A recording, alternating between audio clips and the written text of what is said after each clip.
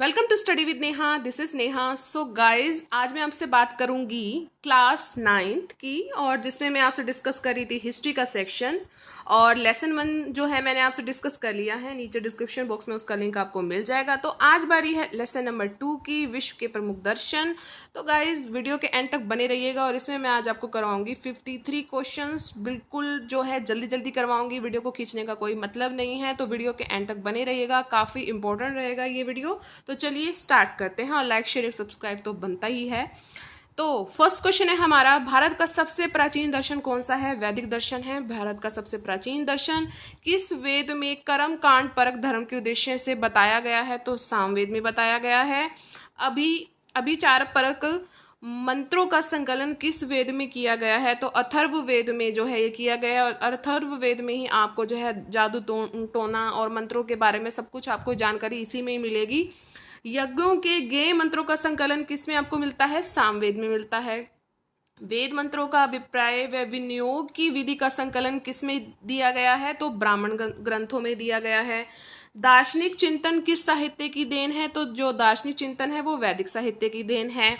वसुदेव कुटुंबकम की बात किसमें की गई है? तो वैदिक दर्शन में की गई है। जैन धर्म के पहले तीर्थकर कौन थे?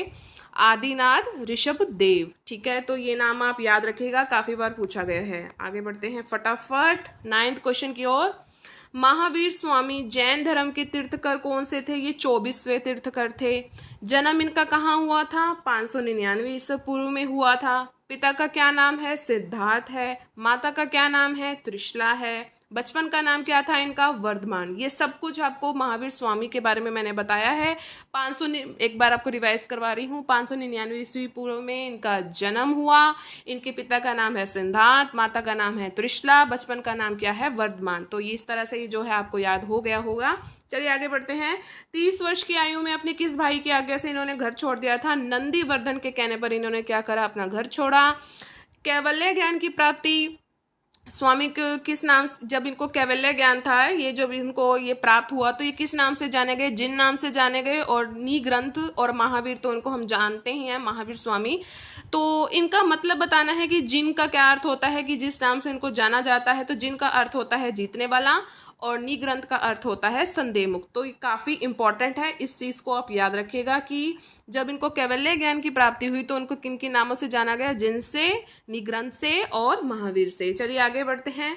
72 वर्ष की आयु में स्वामी किस स्थान पर निर्वाण को प्राप्त हुए? तो पावापुरी बिहार में। अब मैं आपको इसको याद करवाने का बताती हूँ। जब मैं कर रही थी ट्रिक बना ली कि पाव भाजी और जो पूरी है वो बिहार की प्रसिद्ध है, तो पावापुरी बिहार में। तो 72 वर्ष की आयु में जो है निर्वाण प्राप्त हो गए महावीर स्वामी जी। आगे बढ़ते हैं। मोक्ष प्राप्ति हेतु महावीर स्वामी ने कौन से त्रिरत्न बताए थे? मोक्ष प्राप्त करना है तो त्रिरत्न बताए थे। कौन कौन से हैं? सम्यक ज्ञान है, सम्यक दर्शन है, और सम्यक चरित्र है। सम्यक तो आपको याद रहना है। तो ज्ञान, दर्शन और चरित्र जो आज भी इंपॉर्टेंट है, मोक्ष प्राप्त करना है तो ये चीजें जरूरी है। जैन धर्म के 5 महाव्रत कौन कौन से हैं? सत्य, अहिंसा, ये तो हमारे महात्मा गांधी जी भी बोलते थे। असत्य, अपरिग्रह और ब्रह्मचर्य। ब्रह्मचर्य है जो आप कह सकते हैं कि कोई भी ऐसा काम जिसमें किसी का मोह माया ना हो, तो वो होता है। पंच महाव्रतों में ब्रह्मचर्य को किसने जोड़ा? देखिए लास्ट में ये जुड़ा है। आपको मैंने अभी अभी बताए हैं कि जैन धर्म के 5 महाव्रत है ना, तो जब ये लास्ट में जो जुड़ा है तो ये किसने जोड़ा है? तो ये 23वें तीर्थकर पार्श्वनाथ ने जोड़ा है। याद रखिएगा, इंपॉर्टेंट है। देखिए क्षार के बारे में कोई जानकारी नहीं है बुक में, लेकिन ब्रह्मचार्य के बारे में है, तो ये आपको याद रखना ही रखना है कि किसने जोड़ा। स्वामी के उपदेश व शिक्षाएं जो हैं किस भाषा में थी? स्वामी यहाँ पर महावीर स्वामी जी हैं, तो अर्ध जो मागधी में है, इस भाषा में इनकी शिक्षाएं और उपदेश थे। महात्मा बुद्ध के बारे में अब हम बात करेंगे, बौद्ध धर्म से रिलेटेड है ये। महात्मा बुद्ध का जन्म लुम्बिनी वन कपिल वस्तु जो कि बिहार में है। ठीक है, अभी पावापुरी की बात करी थी ना हमने, वो भी बिहार में है। 563 ईस्वी पूर्व में हुआ। बचपन का नाम इनका सिद्धार्थ था। किसका था? महात्मा बुद्ध का। और महावीर स्वामी के पिता का नाम क्या था? सिद्धार्थ था। ये याद रखिएगा, ये इम्पोर्टेंट है। और मैं कहूँ कि ये कंफ्यूज करने वाला भी है, तो होप सो आपकी जो कंफ्यूजन जो है दूर हो गई होगी। आगे बढ़ते हैं। इनकी जो है माता का नाम क्या है? माता का नाम है, इनका नाम माया देवी, और पिता का नाम क्या है? शुद्धोधन। क्या है? शुद्धोधन। और इनका कुल क्या है? गौतम। आगे बढ़ते हैं। लालन पानल जो है किसने किया है, इनको किसने पाला है, तो इनकी विमाता प्रजापति गौतमी, विमाता मतलब मासी होगी, तो प्रजापति गौतमी इन्होंने इसको पाला है, क्योंकि इनकी जो है माता की मृत्यु हो गई थी। विवाह किससे हुआ है, यशोधरा से हुआ है। ठीक है। बुद्ध का ज्ञान की खोज में निकल जाना बौद्ध साहित्य में किस नाम से जाना जाता है, जब उनको ज्ञान प्राप्ति करनी थी, ज्ञान की खोज करनी थी, तो किस नाम से जाना जाएगा, तो महाभिनिष्क्रमण। ठीक है, याद रखिएगा, इंपॉर्टेंट है। बोधि वृक्ष कहाँ पर स्थित था, तो ये उरेलवा पन में जो है स्थित था। आगे बढ़ते हैं।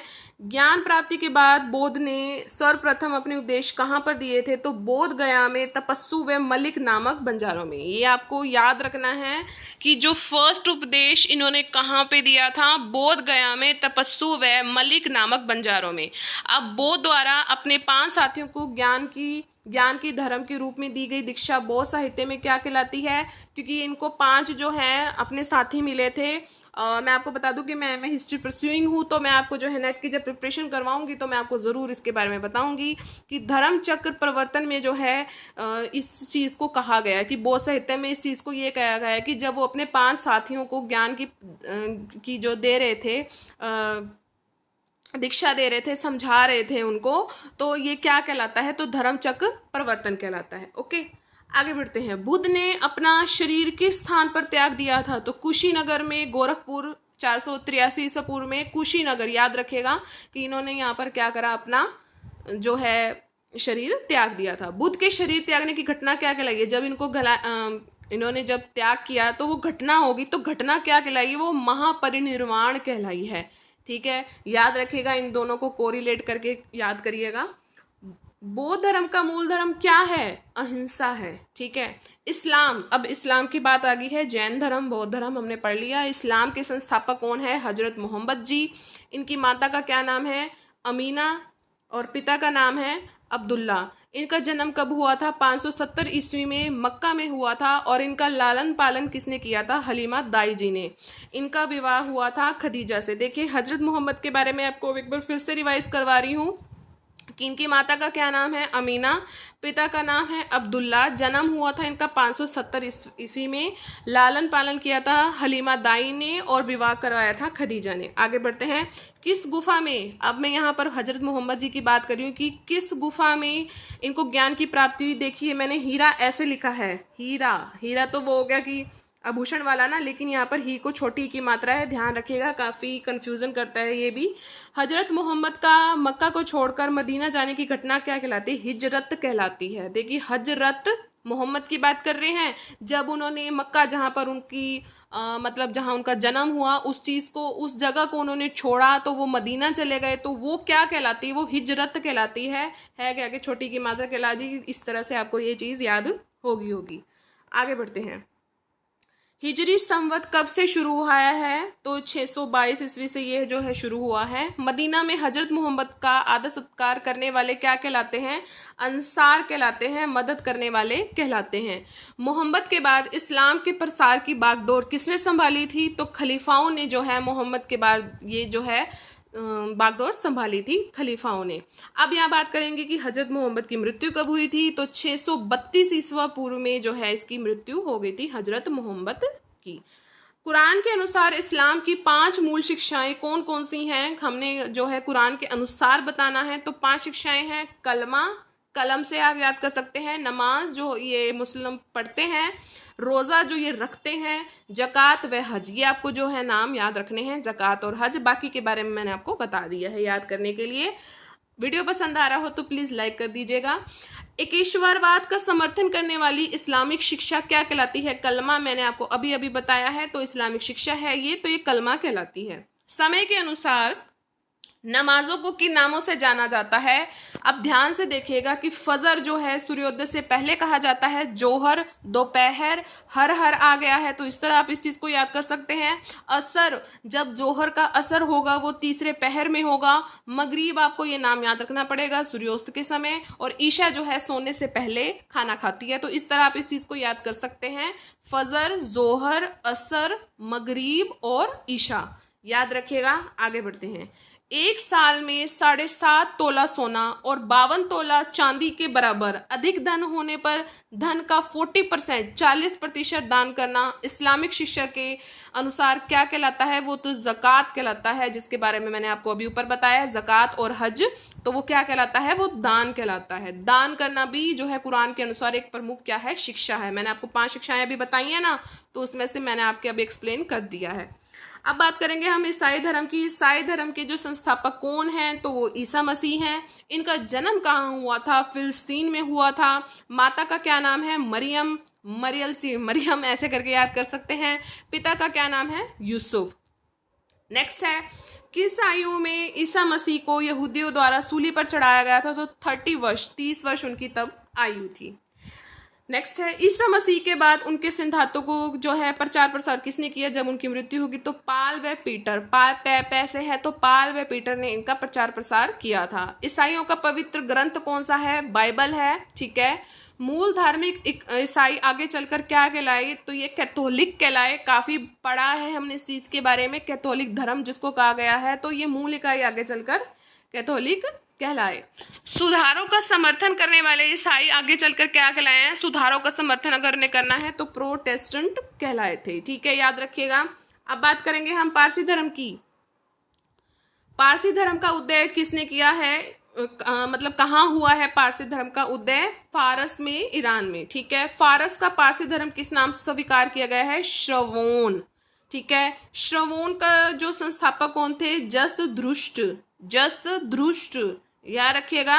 ठीक है, त्रुष्ट, जसदृष्ट। देखिए प्रोनाउंस करने में बहुत काफी दिक्कत होती है, तो ध्यान रखिएगा। इनका जन्म कहाँ हुआ है? पश्चिमी ईरान के अजरबैजान में। इनकी माता का क्या नाम है? धुरोधा। और पिता का क्या नाम है? पोशंपा से याद कर लीजिएगा। अच्छा, इनको ज्ञान की प्राप्ति कहाँ हुई है? सबलान पर्वत पर। ठीक है, इनको कहाँ पे प्राप्ति हुई है? सबलान पर्वत पर। आगे बढ़ते हैं। पारसी धर्म के अनुसार अहर मजदा किसका प्रतीक है? तो जो अहर मजदा होता है गाइस, ये दैविक शक्ति का प्रतीक है। पारसी धर्म में दानवीय शक्तियों का प्रतीक किसे माना गया है? तो अहरी मन को माना गया है। और इनका पवित्र ग्रंथ कौन सा है? अवेस्ता ए जद। तो ये चीज जो है याद रखिएगा, काफी इंपॉर्टेंट है। पारसी धर्म का जो पवित्र ग्रंथ कौन सा है? तो वीडियो कैसा लगा? वीडियो हमारा कंप्लीट हो गया। इस तरह हमारा लेसन 2 के MCQ question 52 question just 12 minutes में हमने कंप्लीट कर लिए। वीडियो को एक बार दोबारा देख लीजिएगा। और मैं कहती हूँ कि ये क्वेश्चन आप कभी नहीं भूलेंगे। तो लेसन 2 भी हमारा कंप्लीट हो गया। अब बनता है वीडियो को लाइक, शेयर एंड सब्सक्राइब। साथ में बेल आइकन को ज़रूर हिट कीजिएगा। और ऑल पर जो आपने ज़रूर क्लिक करना है, ऑल पर, तभी आपको मेरी जो नोटिफिकेशन, मेरी वीडियो की नोटिफिकेशन आपको टाइम टू टाइम मिलती रहेंगी। तो अब हम मिलेंगे अपनी नेक्स्ट वीडियो में लेसन नंबर 3 के साथ। तो चलिए मिलते हैं हम अपनी नेक्स्ट वीडियो में। Thank you so much for watching. Bye bye guys and take care.